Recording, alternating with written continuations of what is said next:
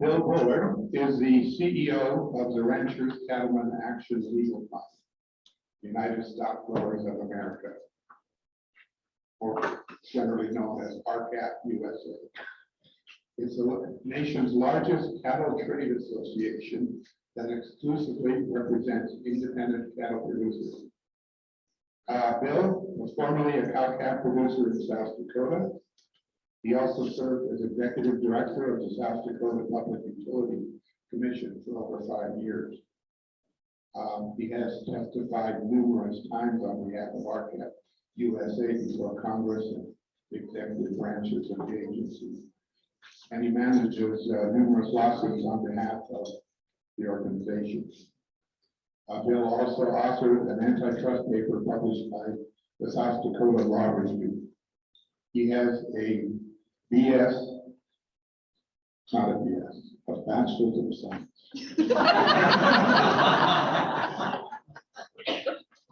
in political science, and maybe it's a BS. From Black Hills State University. Bill now resides in Billings, Montana, has 3 children, Cameron, Candace, and Callie, and 5 grandchildren. Jeannie Alderson is a 4th-generation rancher from Bernie, Montana. And she and her husband, Terry, live and work on their family's historic Lone Brothers Ranch. It's a cow-calf operation. But Jeannie and Terry also own and operate Omega Beef, where they raise and sell grass-fed finished Wagyu beef directed to consumers. Jeannie is also a teacher and a mother of 2 sons, and she's the immediate past chair. Yes, the immediate past chair of the Northern Plains Resource Council, and also her parents were founders of Northern Plains Resource Council. Oops, cheat sheet.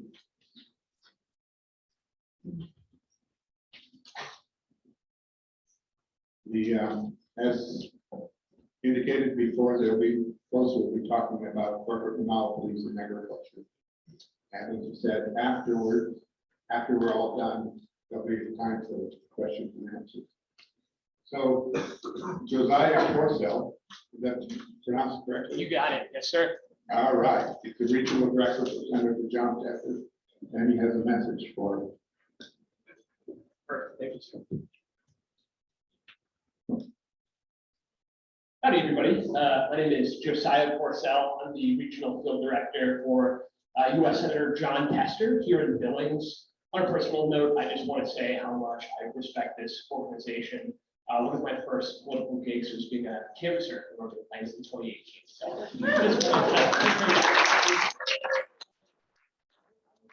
reading a message from Senator Tester. Good afternoon, and thank you for allowing me to share a few words with you today at your 51st annual convention. I want to start by congratulating the Northern Plains Resource Council on 51 years of impactful work. I'd also like to thank John Boyd, who's been a strong advocate for ag and protecting this place we all love over the years. For more than 5 decades, Northern Plains Resource Council has been a force in the effort to preserve Montana's water, air, public lands, and farmland. I don't have to tell you how important these natural resources are to our state's economy and way of life.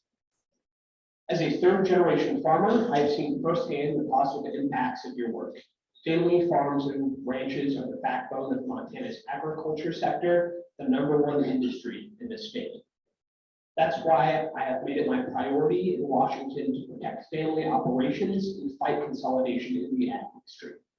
This Congress, I introduced my bipartisan Meatpacking Special Investigator Act, which would put teeth back into the Packers and Stockyards Act, and my Cattle Price Discovery and Transparency Act, which would set regional mandatory minimum prices on cattle purchases for large meat packers, so that producers and consumers could finally get a fair shake at the meat counter.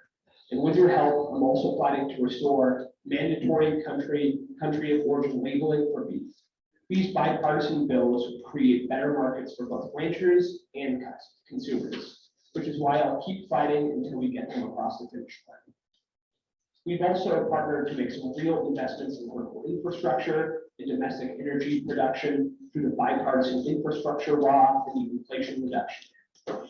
The IRA in particular will help reduce our reliance on foreign adversaries by getting more energy in the pipeline and expediting the transition to renewable energy here at Treasury State. There's more work to be done, and we're going to get it done together.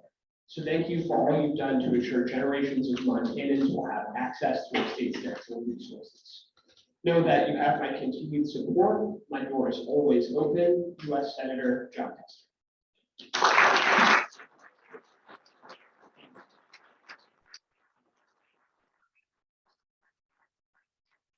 Thank you, Josiah. He'll be around, so if you can get him into a corner, you can talk to him. And possibly any questions that I'll be in touch with answers there. So it's my pleasure to introduce Bill Forward. Thank you, Bill. Thank you, Giles.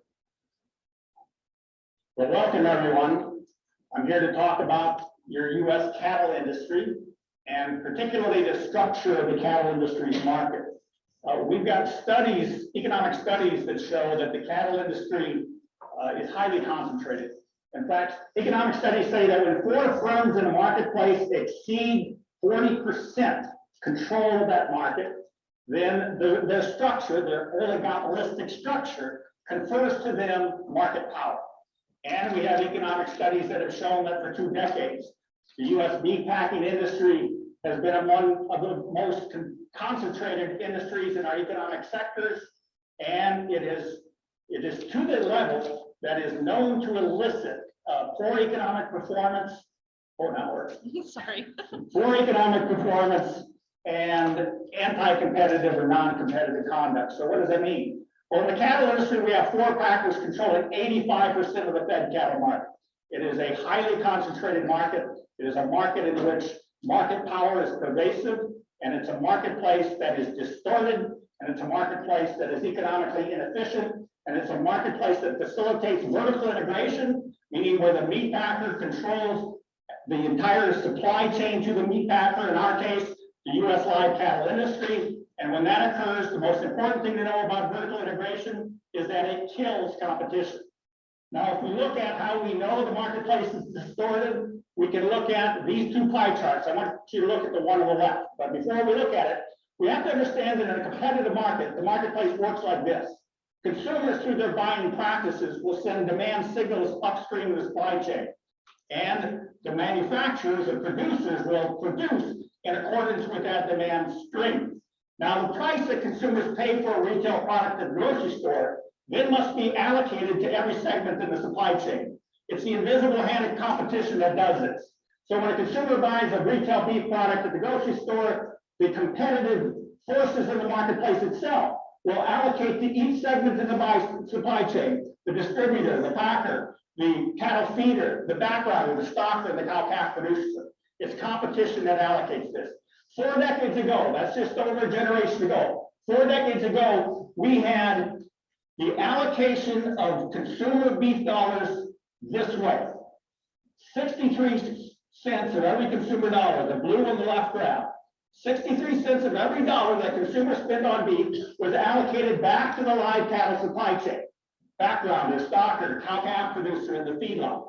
And the packer and the retailer shared the minority share. They got 37 cents. That was just over a generation ago. Just over a generation ago, we had 1.3 million independent beef cattle operations scattered all across the United States.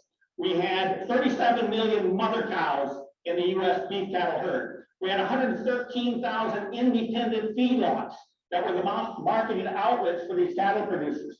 And we had 4 packers just over a generation ago controlling 36% of the marketplace. Now that's less than the 40% where it's known that exceeding that level is going to create or confer to them buying power. So that was just a generation ago. That was what we presume to be a competitive marketplace, where competitive forces were making those allocations to everyone along the supply chain. Jump to today, 2021, it's completely reversed. Today, The retailer and the packer share 63 cents of every dollar that a consumer spends on meat, and the producing segment of the supply chain, the live cattle segment, receives only 37 cents. Complete reversal. How in the world does that happen in a competitive marketplace? 4 decades. It doesn't. It doesn't. That's how we know the marketplace is purged of the competitive market forces in the industry. And if you're a consumer, this is how you know. This is 32 years worth of data, 3 decades. The blue graph represents the retail price that consumers pay for beef at the grocery store on a monthly basis for 32 years. The red line represents the fed cattle price that the farmer and rancher receives for the cattle. And you can see that for the first 2 decades of this 3-decade period, for the first 2 decades, there was a harmonious relationship between the price that consumers were paying for beef at the grocery store and the price that producers were receiving for their cattle. That makes sense. The only ingredient in beef is cattle. And so we saw this synchronous relationship throughout this history until 2015, 8 years ago. 8 years ago, something radical happened to our industry. 8 years ago, there was a complete disconnect between the value of beef that consumers pay at the grocery store and the low price that cattle producers were receiving for cattle. And we saw in 2015, fed cattle prices fell further and faster than any time in history. And as cattle prices were inexplicably collapsing, retail beef prices kept marching upward. And then in 2016, after cattle prices hit a historical low, then we saw cattle prices try to rally, retail beef prices started to increase again, and then suddenly an anomaly that we've never seen in the industry. We saw retail beef prices marching skyward. We saw fed cattle prices stair-stepping downward. Inverse relationship between the price of beef and the price of cattle. That's how we know the marketplace is systemically and fundamentally broken and needs to be fixed. And if we look at what's happened in the marketplace, right now we don't have competitive forces determining the prices of cattle. What we have is a managed market. We have a market that only functions properly in response to economic law of supply and demand. The only time it functions properly is when there is an extreme shock to the system. And I'm going to show you this over 3 decades. What this graph represents is USDA data showing the returns to America's cow-calf producers on a per-bred cow basis. So the graph below the horizontal line shows negative returns to America's cow-calf producers, and the blue above the line on that annual basis, positive returns. Well, you can see over history, there's been a very low returns for cow-calf producers. In fact, the average is about $42 per head per bred cow per year. What we see in 1994 NAFTA, you can see the arrow pointing there. What that represents, right after the North American Free Trade Agreement, we saw returns to cow-calf producers in the United States fall to historic lows. And then suddenly, in midterm here, early 2000s, we see cow-calf returns suddenly jump over $100. First time in this period, jumped up over $100. Why did that happen? Because there was an extreme market shock. The Canadian border was closed because BSE was detected in the Canadian cattle herd.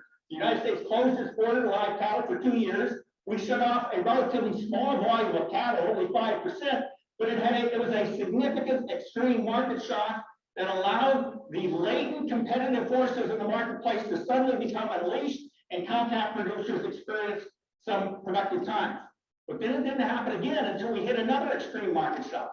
We weren't responding to day-to-day, week-to-week changes in supply and demand, but instead we had another market shock, 2011 through 2013, widespread drought across the country. Somebody's taking time, right? Because I have no idea. We had widespread droughts across the country during that period. Extremely tight supplies. Remember in 2003, we shut supplies down by 5%. We shut supplies down even further after 2013 drought.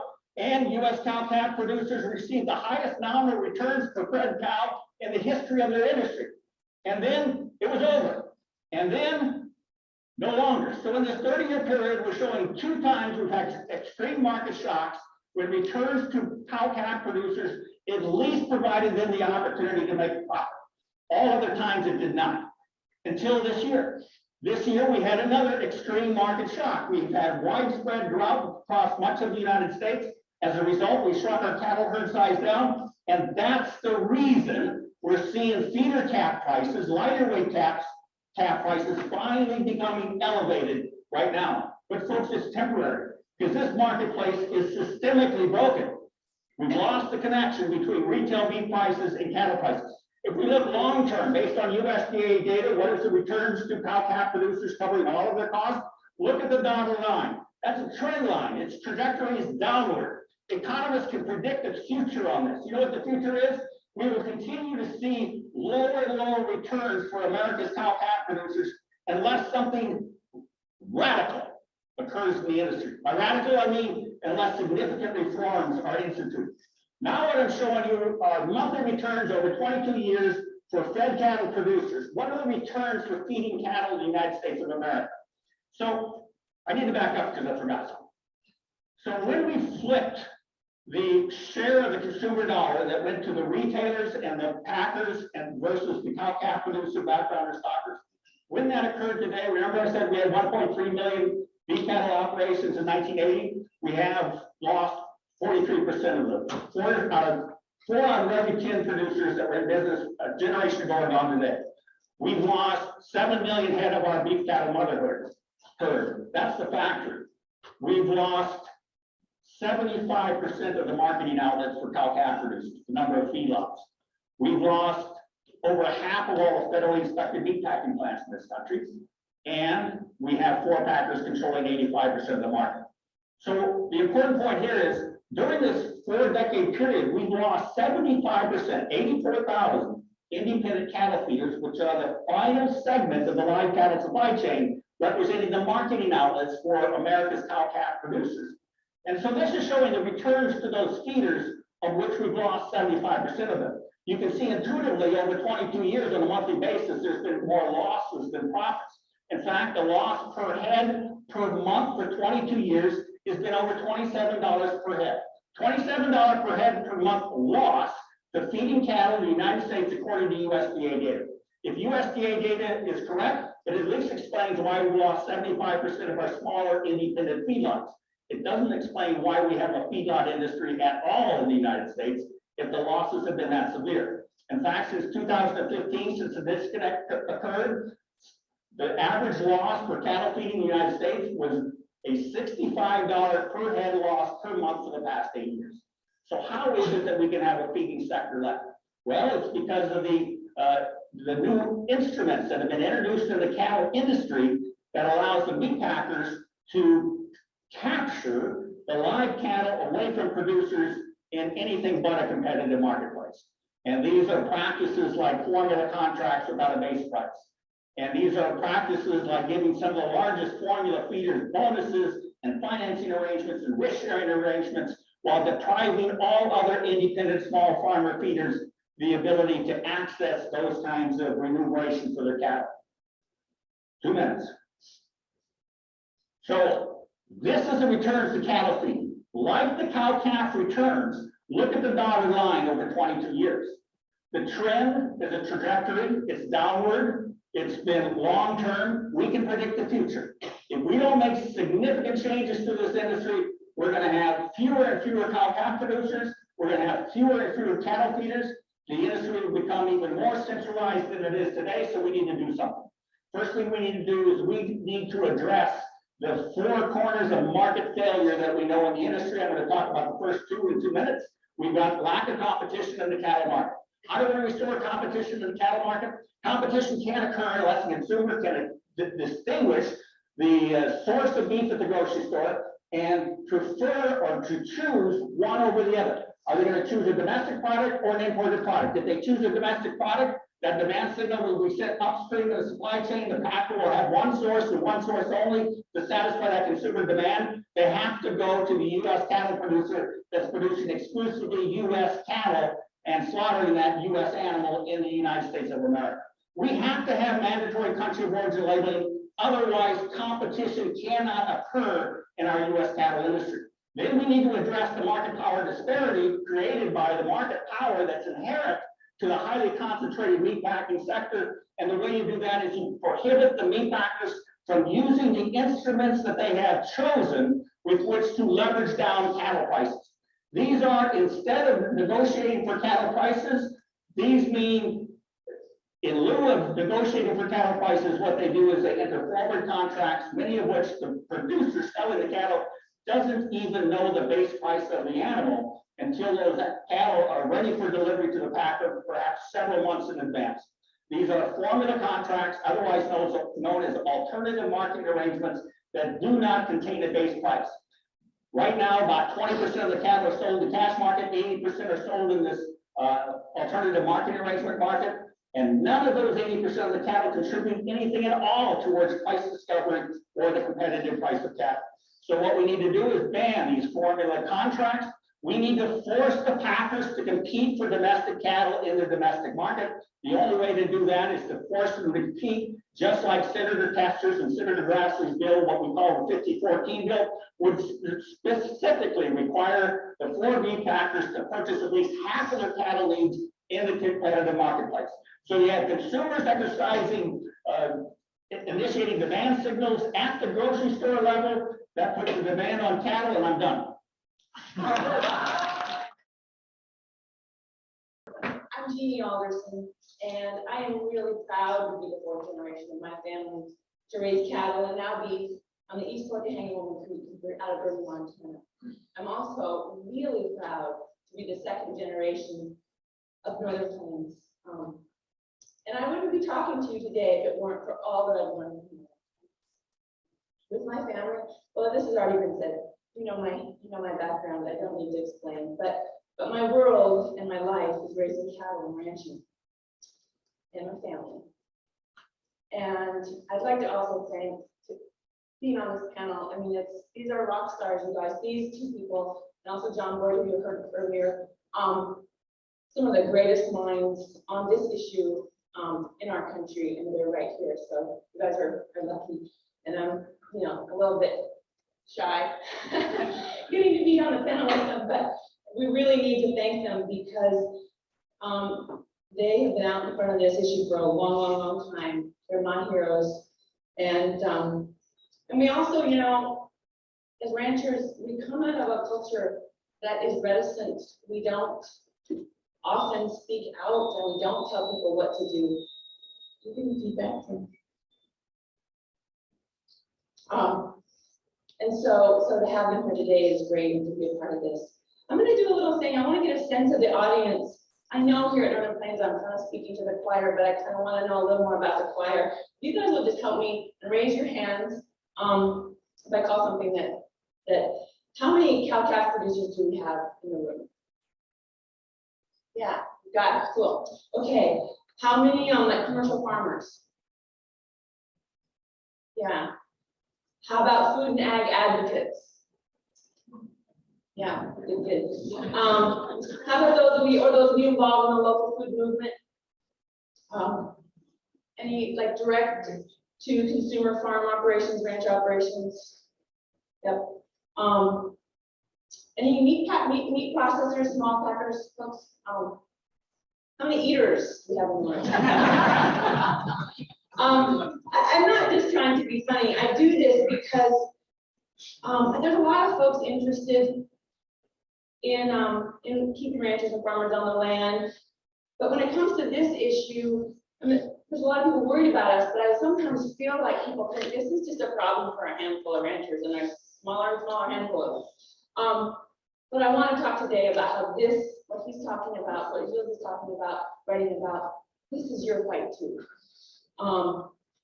Because the thing about corporate monopolies is they have this way, and Bill is a little nicely lined out, kind of taking over, and you don't even know what's happened to you, and you don't even know that your food system has been completely co-opted. Whether you eat beef or not, this is your fight too. And this topic, you start talking livestock market reform, and boy, people just, it seems so wonky and so hard to explain, but it's really the stuff of the John Grisham novel, and I wish he'd write one about it. The problem, I think Bill has really outlined, we've got global corporations using corrupt and illegal practices to overcharge consumers, fraudulently label imported beef, and basically steal from ranchers. And the thing about it is we've got to think about our rural communities. So it isn't just these ranchers, of course. We are part of communities. Wealth has been extracted from our communities for decades and more than a generation. Our livestock industry is in trouble and it's dying. And it hasn't really been talked about. If any other industry is going through the kind of decline we're going through, you'd think you'd hear more about it.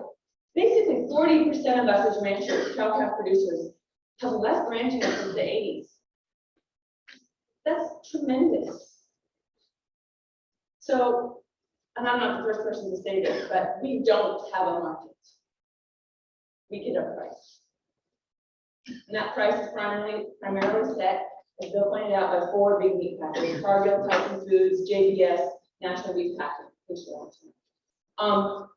And even if those of us who are ranchers decided that we wanted to wait for an order buyer, we didn't want to wait for an order buyer from one of the small feeders to give us a price, and we take our cattle to the sale ring, those prices are a little more open depending on the day, but not so you can plan, and the prices you get are still a gamble, and they're still pressed down by what the feeders can get from the big 4 packers, who now, as Bill pointed out, control over 85% of our market.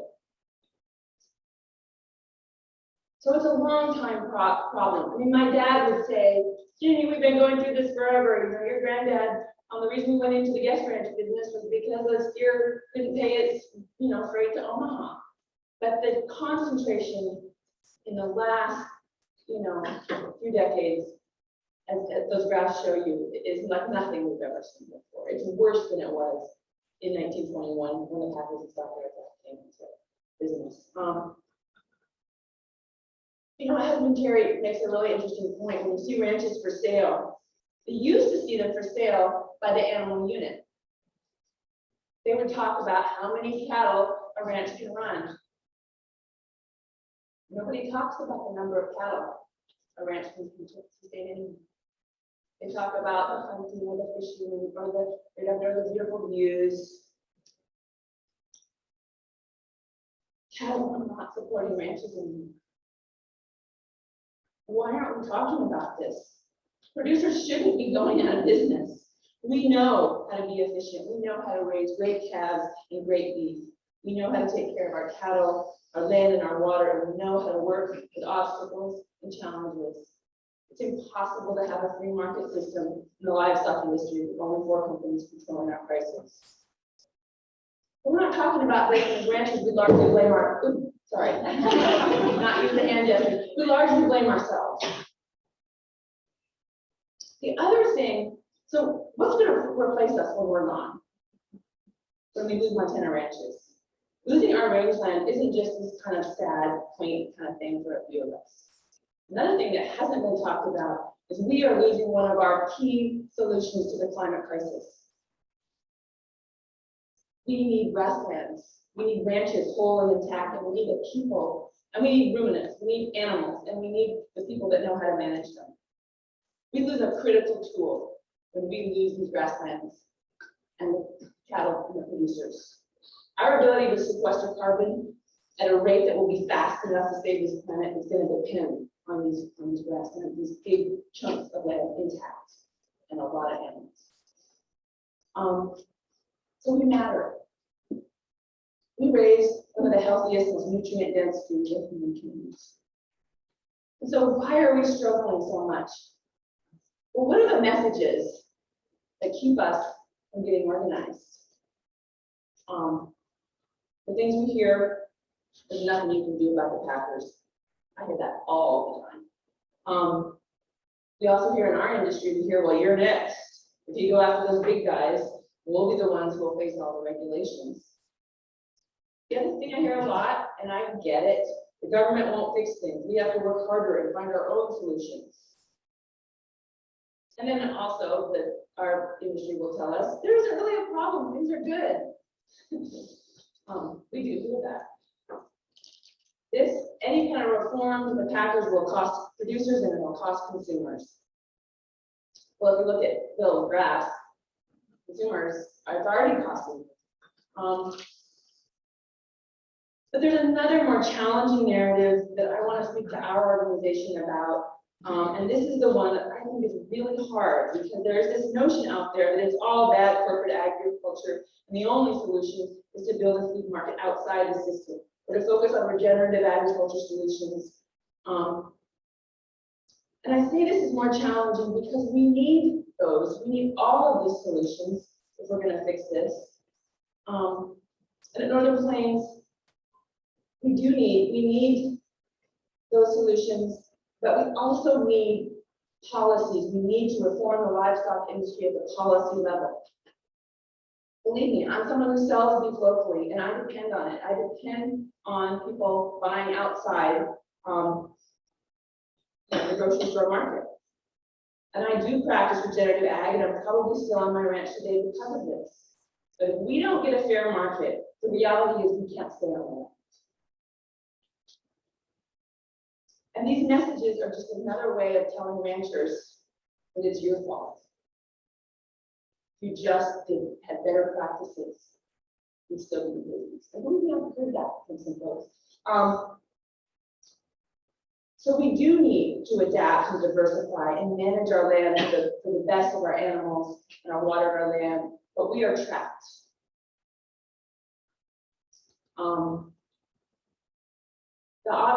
We're trapped in an industry where we don't have a fair market. And the options of buying local and getting more local processing, none of these are going to work on the scale that we need them to if the big four packers still control the industry. They still affect me at Omega Beef. I mean, I got into selling directly because I wanted outside, I wanted a little more independence, but I'm still caught in that industry, especially in the grass-fed industry, especially when grass-fed beef in this country, 80% of it is imported.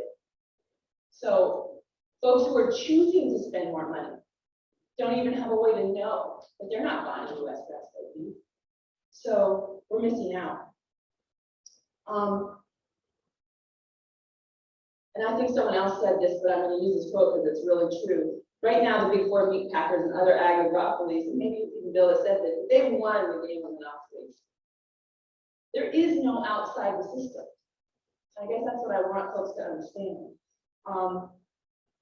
Small businesses like our Omega Beef, it is a big piece of the answer. And thank you to those of you who buy locally and buy your beef and buy your food from local ranchers and farmers. But small businesses aren't yet a realistic fix for all of us, and they won't be until we get some laws on the books enforced and out from under the chokehold of these big monopolies.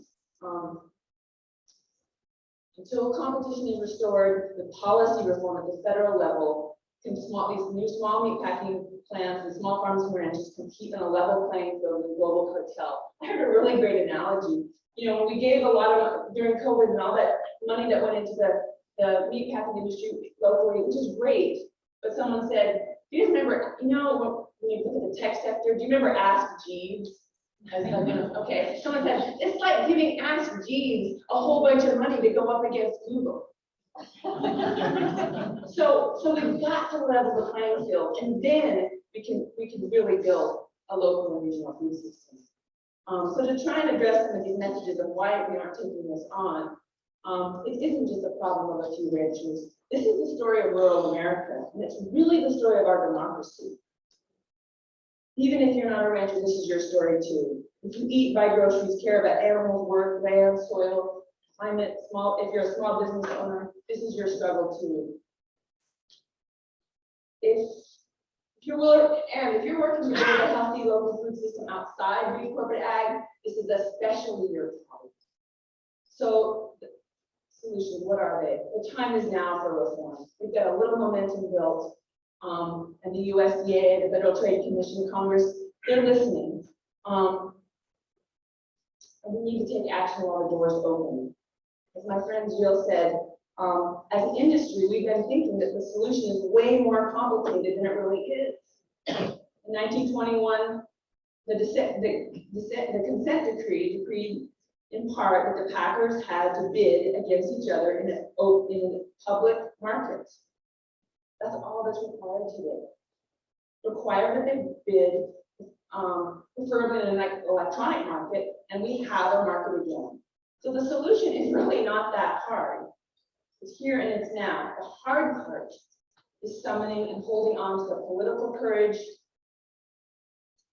and will to enforce the law, to bring back mandatory country of origin labeling through the American Beef Labeling Act, and to reform the Packers and Stockyards Act through rulemaking that's upcoming in 2023 to restore fairness to our industry. These impactful reforms not only keep ranchers on the land, they bring economic equity to consumers, they rein in corporate control, where we can create more access to local markets and small businesses across the livestock supply chain. And to get these laws enforced and enacted, it's going to take organizing, it's going to take speaking up. As a culture, we're not always comfortable doing this, but we're going to have to if we're going to stay on the land. And we're going to need everybody. When we understand and that we are all in this together, we can do something about this huge problem. Then and only really then can we rebuild a healthy rural agricultural economy and a food system that includes all of us. It's going to take a lot of work, but we know how to do that at Northern Plains, and I got to stop. But there are some things to do. So out at we have a table. So you need to work on mandatory country of origin labeling, supporting the American Beef Labeling Act, supporting our work with the USDA, and getting the Packers and Stockyards Act enforced. There are things we can do, and there's places to sign up if you want to help out. Because it isn't, as ranchers, we don't have enough power to do this. It's going to take consumers. You guys are the ones with the dollars. So thank you, and wish I would be with you guys, but I'm really glad to be here. Thank you.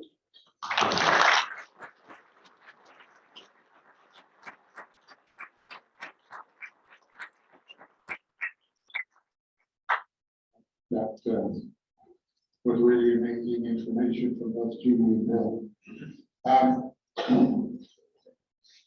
Why should consumers be in this, like Jeannie just asked? Let me throw out a thought before we get into the questions. You've heard of the Kroger is trying to purchase Albertsons. What does that mean?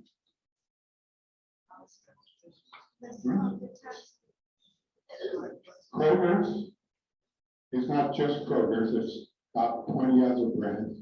Albertsons is about 20 other brands. Kroger's is the second largest chain in America. Albertsons is the fourth. With Walmart, Kroger, Costco, Albertsons controls 45% of the grocery sales in the United States, which is 45% of the beef. Walmart is buying its own beef supply chain. There is nothing stopping from a Kroger Albertsons conglomeration to buy one of the big beef packers, Tyson or JBS. Now, this is a scary proposition from my position as a cow cattle producer, because it's the beginning of real complete vertical integration. But you already saw from Bill's charts, these grocery chains are not suffering from a lack of dollars. So with that, questions, please.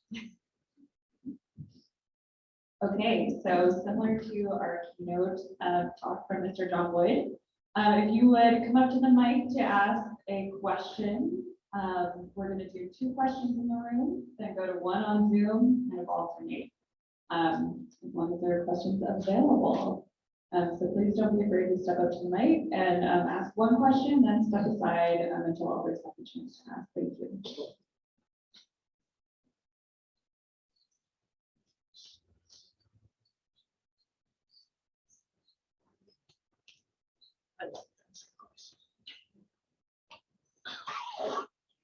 Watch out, you'll tell me a cake.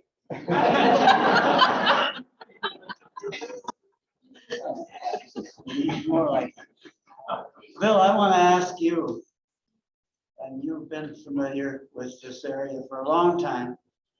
You mentioned 2 things that we could do. They don't sound like very large things. It sounds to me like what we really need to do is to figure out how to make the Packers and Stockyards Act work more effectively to make sure we don't monopolize our production in this country of agriculture. What chances do we have realistically of getting something through Congress that will actually make a difference? So, when I started this process, I did not resemble my dogs as I do today. And we realized after the first 15 years that we were getting nowhere with Congress. Congress was giving us lip service. We asked for investigation after investigation of the cattle markets. They were disinclined to do so. So in 2019, we filed a historic antitrust class action lawsuit against the big four packers, essentially taking the bull by the horns, realizing that if the government wouldn't do it, we had to. So we filed this lawsuit alleging that the four largest packers had conspired in violation of the Sherman Act to artificially depress prices paid to cattle producers and to superinflate prices paid to consumers. And that's what we've seen since 2015. Consumers paying superinflated prices, cattle producers receiving depressed prices.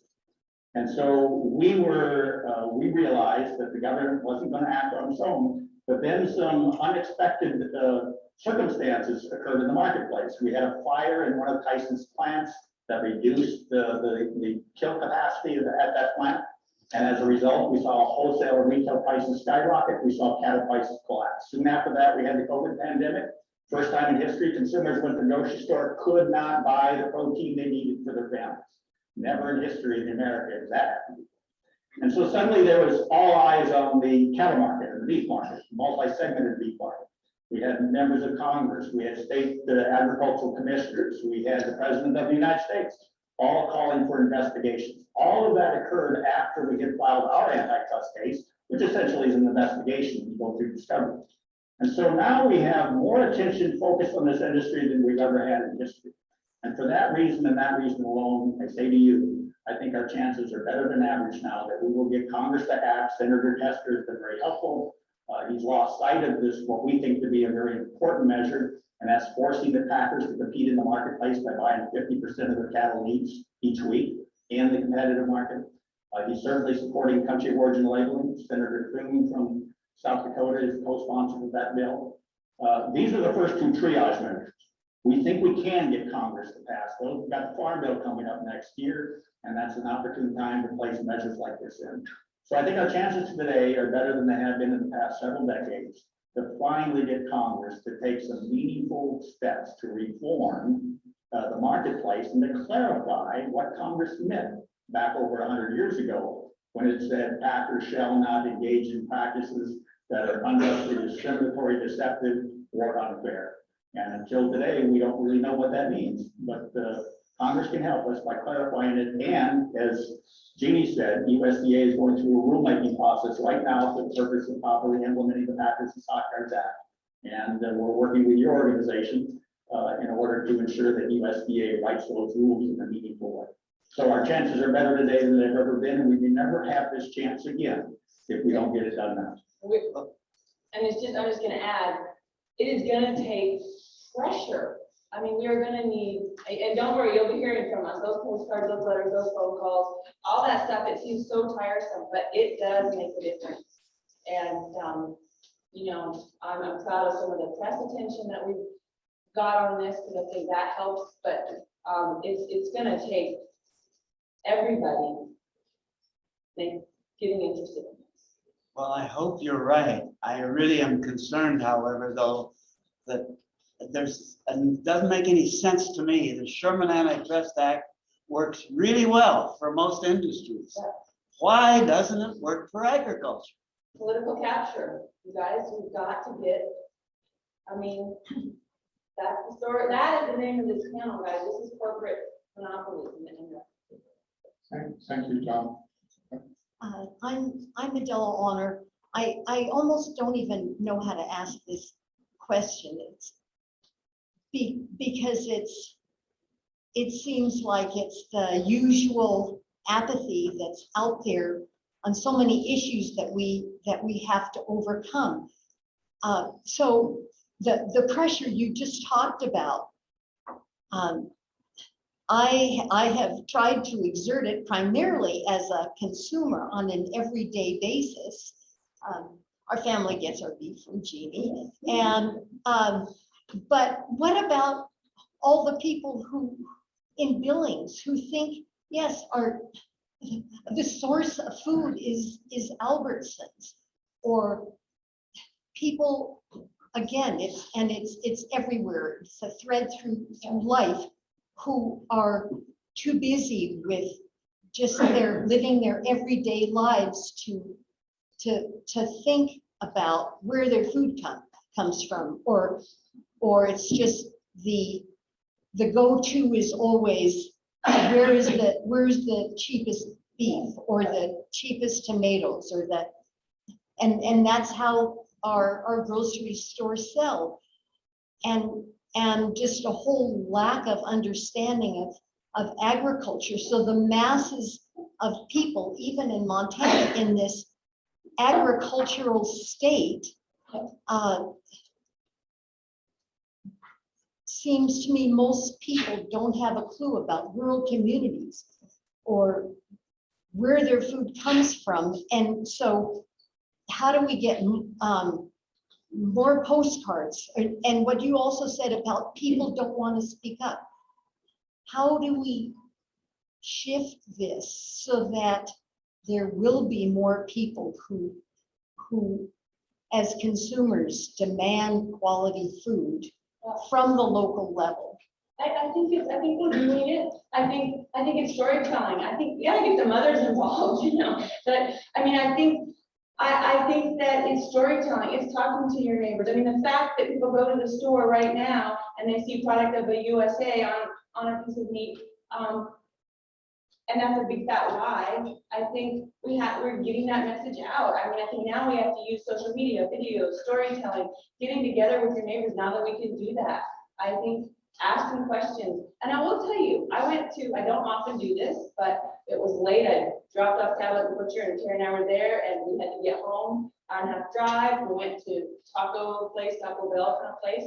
I was so amazed because there was this sign that's like, our beef is on no drugs, and it was a big sign, and this isn't like a fast food place, and they're advertising some things about their beef that they sold. And I found, whether it was true or not, whether they can prove it or not, we question that, but I thought it was really encouraging that in a fast food place, there's some information about their beef. Now, nothing about what country it's from, but to me, that was a sign. If you're getting fast food restaurants, people care. And there was a really cool study that came out, sorry, I don't remember where it was, but it showed just huge numbers, like 85% of Americans caring about where their food comes from. So I think people do care. I think, and we have to make beef in the grocery store. It can't just be eating good, healthy beef, can't just be for people who can afford it. It can't just be for those people that can afford to do, fill their freezers and buy. It's got to be at the grocery store too. So I think it's the stuff we do best, which is getting together with our neighbors, and media stuff, communication, storytelling on all aspects. Anyway. So I just want to add to what she said, because she mentioned this study. It was a poll that we commissioned by Morning Consultant. The reason I want to clarify it is because work helped contribute to the cost of that poll. Said 86% of registered voters. They interviewed 2005 registered voters across the United States. 86% of registered voters support the American Beef Labeling Act that requires mandatory country of origin labeling for beef. And so thank you for bringing that up. And thank you to work for helping us take it. And thanks for the question, because I think that is what Adele's question is our work price. That's what it is. Yes. Are there any Zoom questions, by the way? Okay, well, we have a long history on the land. My mother grew up on a farm in Rainsford area, and her brother was I remember him talking at our table. Why don't people join the NFO? These farmers have got to get together. And I know that was in the 60s. It's like, so it's a struggle for people that are independent workers to unionize or whatever you want to call it, to make it organize. So that's the first observation, but then the question I have is, what is with the Montana Stock Growers Association? So, I feel he wants. and I said nobody will. So I might not say anything very nice.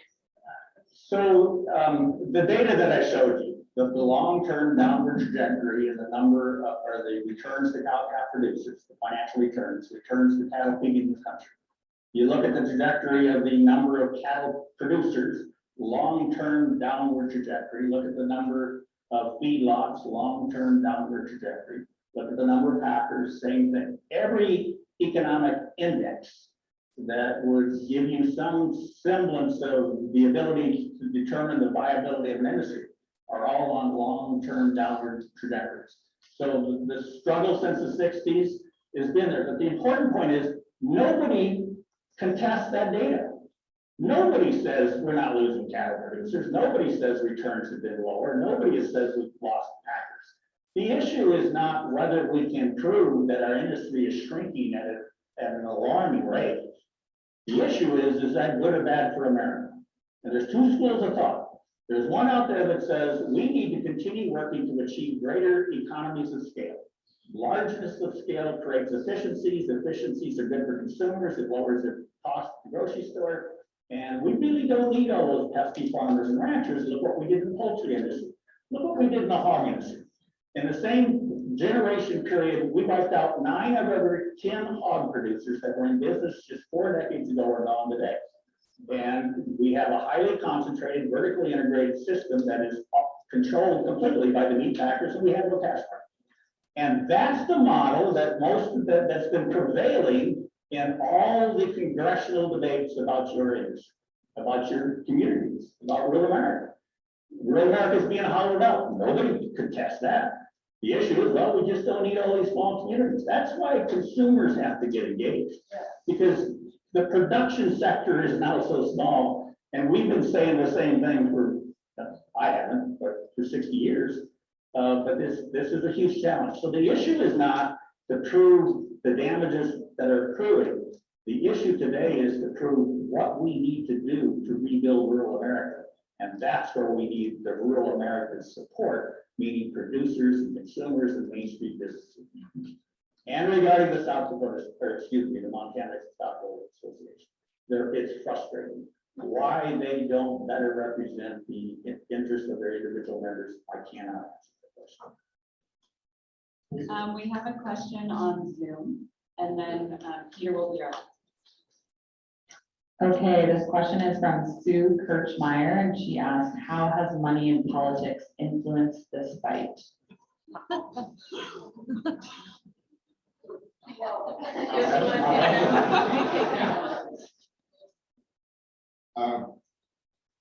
Yeah, that's the bottom line. When they did the Citizens United ruling in 2010, that was essentially a coup against the Constitution of the United States. Corporations are systematically taking over the economy, the political economy of the United States. Either we have about 1 minute. I think Bill might want to bring up his slides quickly to answer that question. And then Peter will have stuff. So we have one of the largest subsidy programs in the U.S. cattle industry. It's called the Beef Checkoff Program. Every cattle producer is required to pay $1 per head for every animal sold. It generates about $80 million a year, and the National Cattlemen's Beef Association receives about half of that, $40 million approximately. National Cattlemen's Beef Association has the largest meat packer seated on its governing board. It's essentially a mouthpiece for the meat packers. We have this checkoff program, and it has 2 logos. One logo is used in the United States of America, and it says beef. They're convincing consumers just to buy generic beef. Now, the United States imports beef from 20 different countries. We import from Uruguay, Brazil, Australia, Costa Rica, Nicaragua, Honduras, Mexico, Canada, 20 different countries. But They're telling consumers of the United States of America to eat beef, and they will not allow the independent cattle producer in America to use the label on the right, the US beef. That label is used in international markets. That's the benefits of beef packers, because they know that consumers outside of the borders of the United States are smarter than you are, because they want to know the origins of their beef. And as a result, the $40 million helps to support this kind of trash that is hurting the independent cattle producer in the United States. That's how money is contributing to our inability to achieve the reforms that are needed to restore economic opportunities for U.S. cattle farmers and ranchers. And also why the Montana Stock Boards Association, which is associated with the National Cattle and Beef Association. This is where they get their.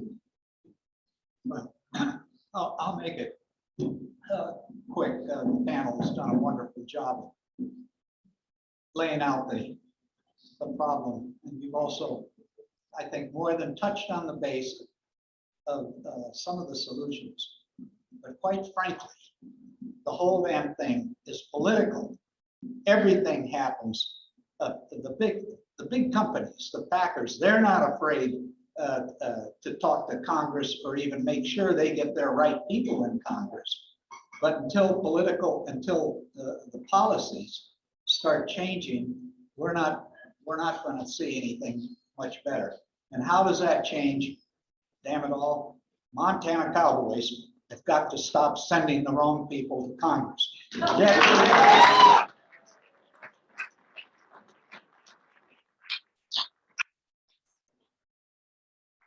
Decade after decade, and it still goes on. Look who represents us in Congress. Thank you, Peter. A good round of applause for Jeannie and Bill.